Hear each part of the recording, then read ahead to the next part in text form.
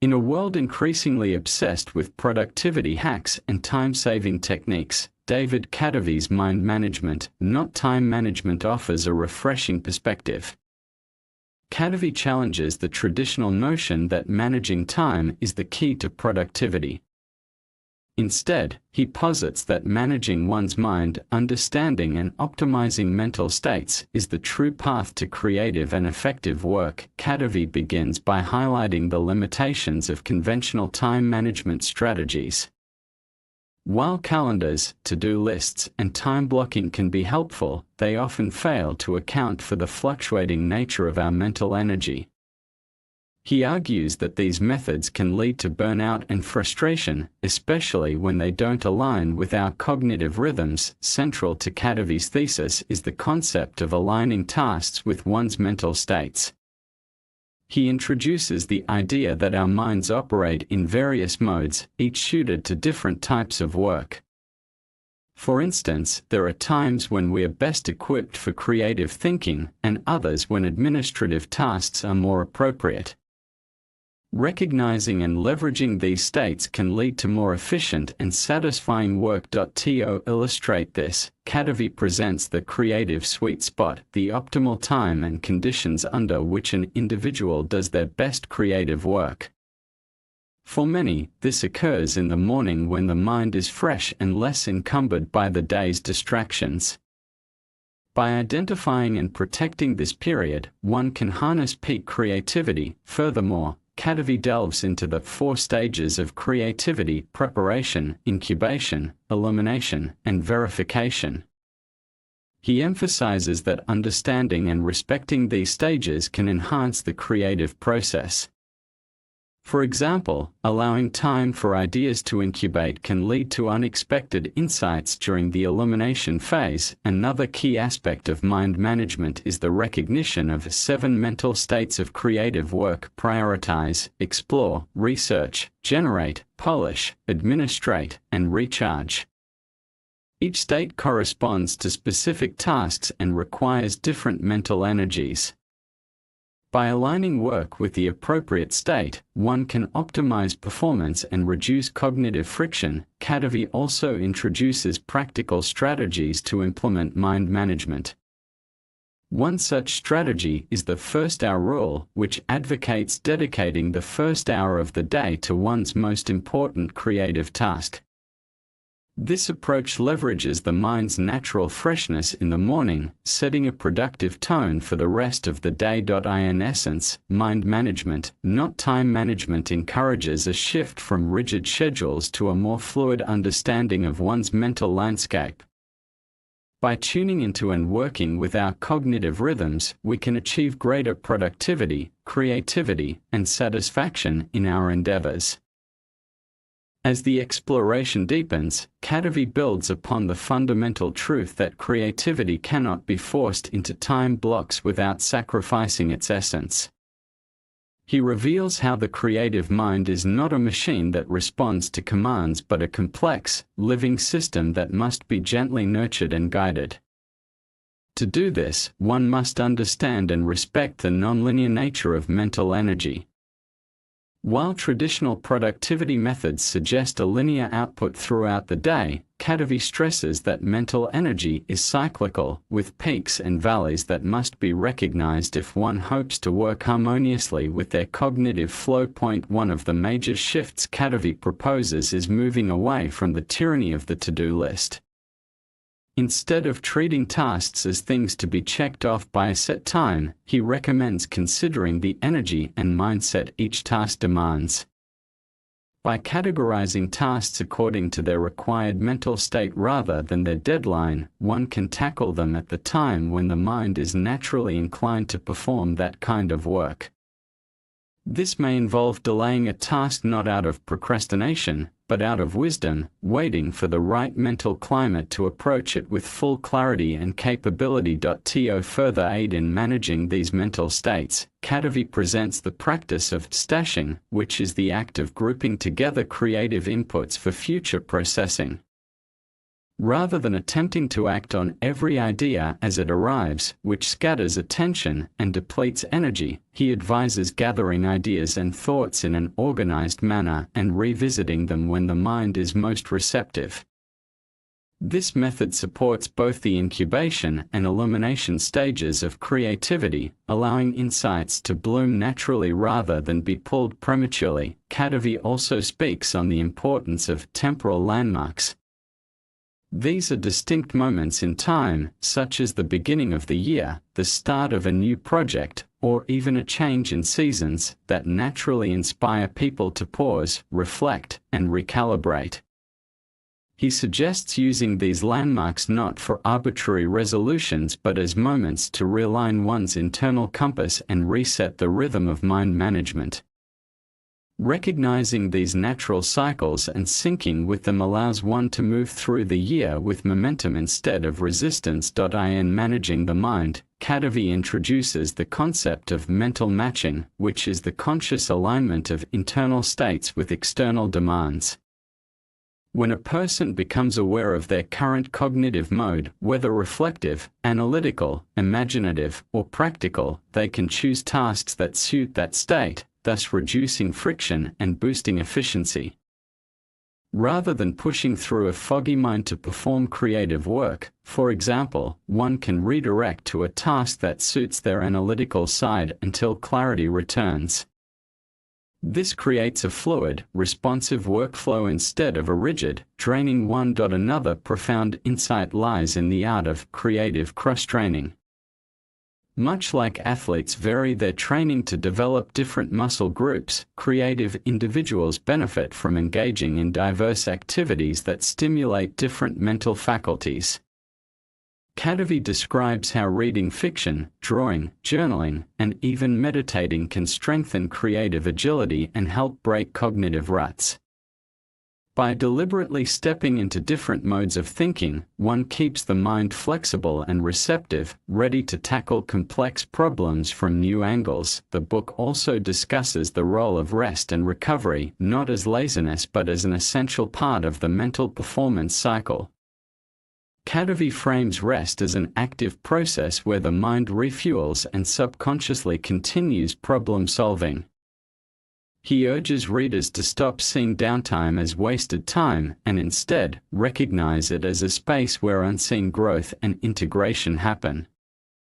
When one understands that rest contributes to productivity, the guilt and anxiety around stepping back begin to fade. Finally, Kadavy touches upon the power of momentum.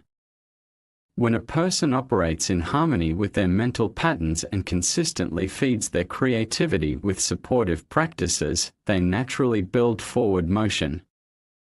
Momentum becomes not a burst of effort, but a sustained glide, carried by rhythm and resonance. With proper mind management, life and work begin to feel less like a battle and more like a dance, where each step leads fluidly to the next. As the journey into the depths of creative productivity continues, David Kadavy shifts the lens toward the rhythms that govern our lives on a broader scale. Beyond the daily mental states, there exist long-term cognitive and emotional cycles that shape how we engage with our work over months and years.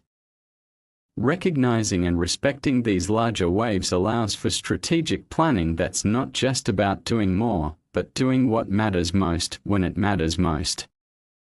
Kadavy emphasizes that the most creative people are not the ones who are always on, but those who have mastered the art of retreat and re-entry.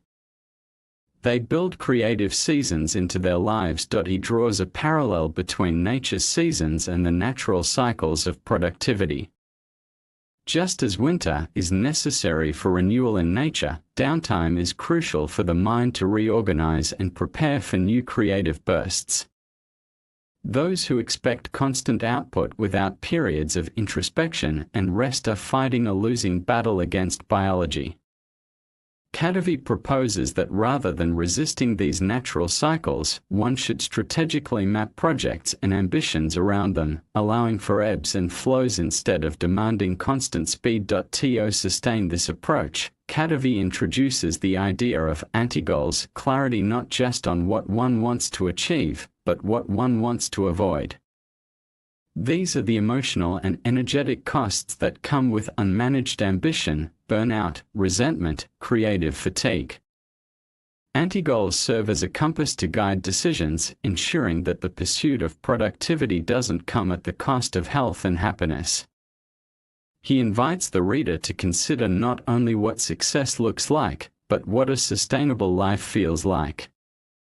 Productivity is not about squeezing every drop out of the day, it's about shaping one's days to nourish what matters. He discusses the momentum method, a gentle yet effective strategy to build consistency. Instead of focusing on completing huge tasks in single sittings, one commits to tiny actions that build forward energy. This could mean writing just one sentence, sketching one idea, or brainstorming for 5 minutes. The key is showing up with intention, not perfection. Over time, these small actions compound, creating a sense of motion that becomes self-reinforcing. Kadavy reminds us that action breeds clarity, and clarity fuels creativity. Another powerful insight emerges in the form of idea debt. This term refers to the backlog of unexecuted ideas that weigh on the mind. Every time a new idea is conceived and not acted upon or discarded, it creates a mental burden, something unfinished that demands psychic attention. Kadavy encourages a conscious culling of these ideas, separating the vital few from the trivial many. Rather than hoarding inspiration, one must curate it with discernment. Letting go of what doesn't serve creates space for what truly does. Kadavy also highlights the role of environment in mind management. The space in which one works, the sounds one hears, the posture one assumes, all influence mental states in subtle but powerful ways. He describes how even minor shifts, like rearranging a desk, changing lighting, or altering one's routine, can renew the mind's alertness and refresh perspective. External order creates internal clarity. The goal is not to create the perfect workspace, but a responsive one, a space that supports the mind's shifts throughout the day and across seasons. The value of creative constraints also becomes a major theme.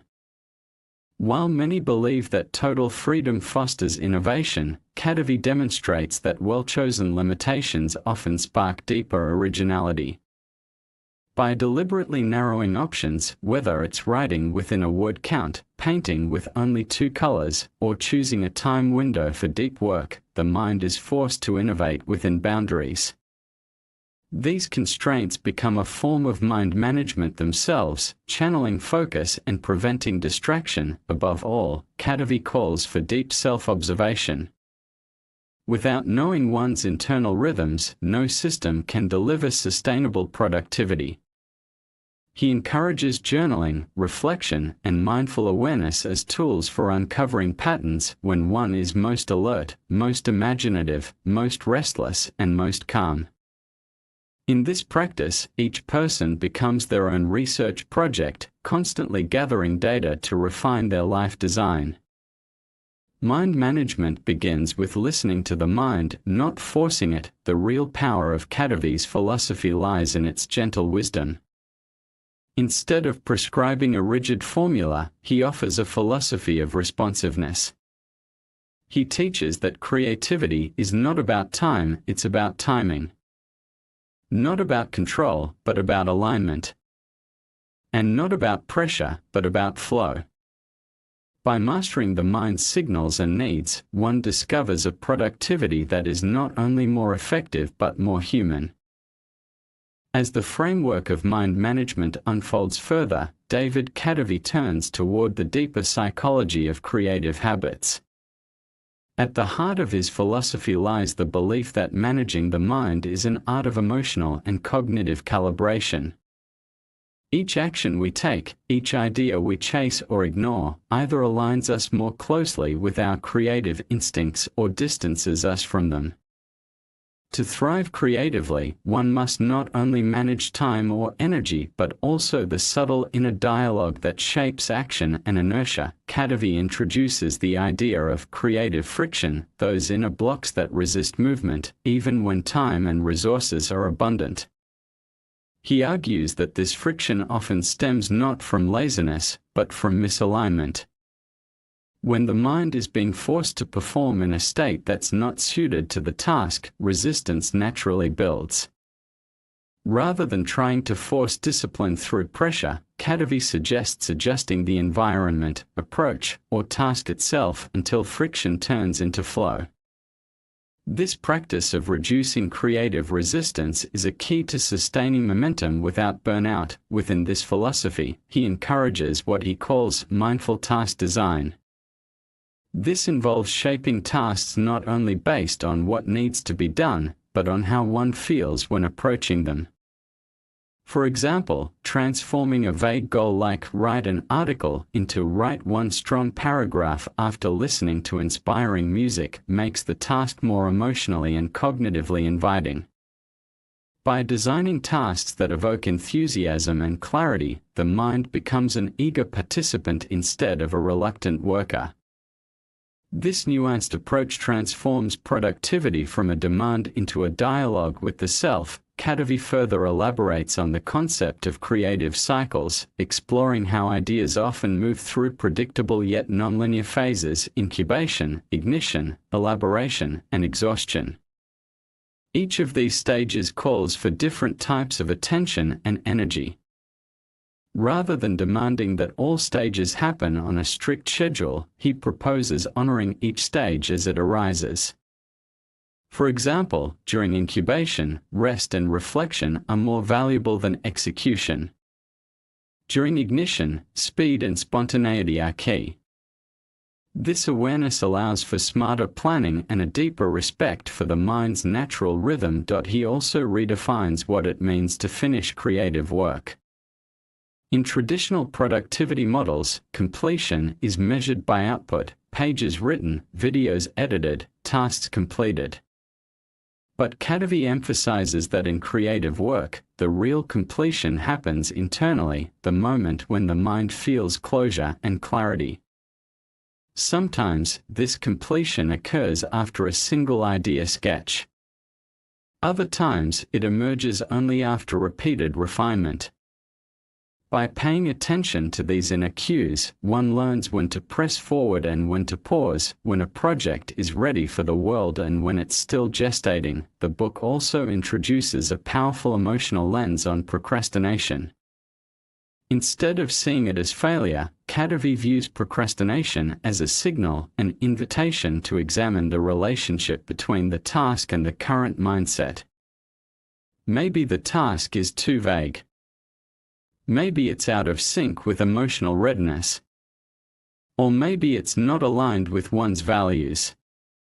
Rather than resisting or shaming the procrastination impulse, Kadavy encourages curiosity.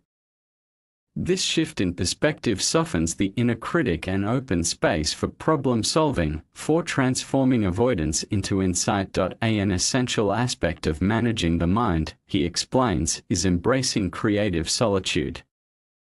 In a world constantly buzzing with noise and digital distractions, solitude becomes a sacred space where the mind can truly listen to itself.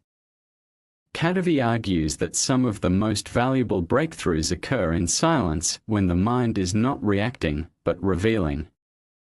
He invites creators to schedule not just tasks but blank time periods with no demands or direction, where the subconscious can bubble ideas to the surface. These moments, though seemingly unproductive, often yield the richest fruit. He revisits the idea of stashing as an ongoing discipline. Ideas, observations, questions, all of them should be captured, not with the pressure to act on them immediately, but with the promise that they will be returned to when the mental conditions are right. This practice creates a deep reservoir of inspiration and allows the mind to feel safe, knowing that its sparks are not lost. Over time, stashing becomes a quiet form of creative trust, reinforcing the connection between thought and action. Throughout the book, Kadavy repeatedly points to the power of awareness. Noticing how the mind behaves at different times of day, in different contexts, after different activities, this is the foundation of effective mind management. With this awareness, one can begin crafting days that support peak performance without force, that promote depth without rigidity. The more one listens to the mind, the more the mind responds with clarity, energy, and inspiration. In the closing thoughts of this section, Kadavy reminds the reader that mastery of productivity is not about becoming faster, it's about becoming wiser. It's about moving with the current of one's mind rather than against it. Through gentleness, observation, and strategic experimentation, creative work becomes not only more effective, but more joyful. The journey is not just to get more done, it is to become more attuned, more present, and more fulfilled in the work we do. As the final portion of the book unfolds, David Kadavy brings all the concepts together into a cohesive philosophy for living, not just working, with intention, balance, and creative vitality. The underlying theme that runs through this closing section is liberation, freedom from the rigid expectations of conventional time management, freedom from the shame of inconsistency, and freedom to fully embrace the uniqueness of one's mental and emotional cycles. It is here that Kadavy reveals the profound truth behind his thesis, that managing the mind is not merely a strategy for productivity, but a pathway to a more conscious life.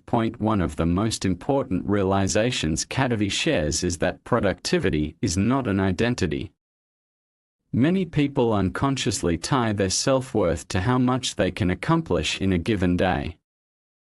They live in cycles of guilt and validation, driven by endless to-do lists and the illusion that more equals better. But when we release this need to prove ourselves through output, a quiet shift occurs. We begin to measure success by the depth of our engagement, by the alignment of our work with our values, and by the inner sense of peace that comes from honoring our nature rather than fighting against it. Kadavy reflects deeply on the paradox of effort, how trying harder often leads to diminishing returns. In the pursuit of creative or intellectual excellence, force is rarely the answer. It is the gentle, persistent flow, the slow refining of practice, the subtle retuning of approach, that yields lasting breakthroughs. He urges the reader to replace the idea of hustle with the discipline of harmony, where the mind is treated not as a machine, but as a living system that thrives on care, stimulation, rest, and expression. Another key idea brought to light is the distinction between control and cultivation. Time management tries to control every moment, every task, every interruption. Mind management, on the other hand, seeks to cultivate fertile ground where meaningful work can emerge. It's the difference between squeezing productivity from life and inviting creativity into it. This means making space for spontaneity, for unstructured time, for activities that don't serve an immediate purpose but feed the soul.